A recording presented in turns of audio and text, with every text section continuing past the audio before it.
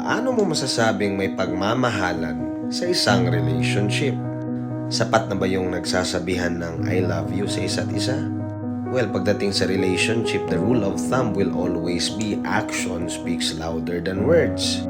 Pero mas maigi sana nagko-coincide yung dalawa. Pero pag hindi, mas matimbang parati yung action. So words don't really mean so much compared to action. Kaya sa pagmamahalan, just because sinabi niyang I love you, hindi ibig sabihin nun mahal ka talaga ng isang tao. Masasabi mong may pagmamahalan talaga sa isang relationship if because of that relationship, kayong dalawa, you are growing gradually as a better person.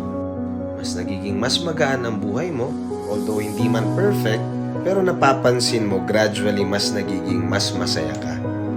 True evidence of love is personal development. Follow for more.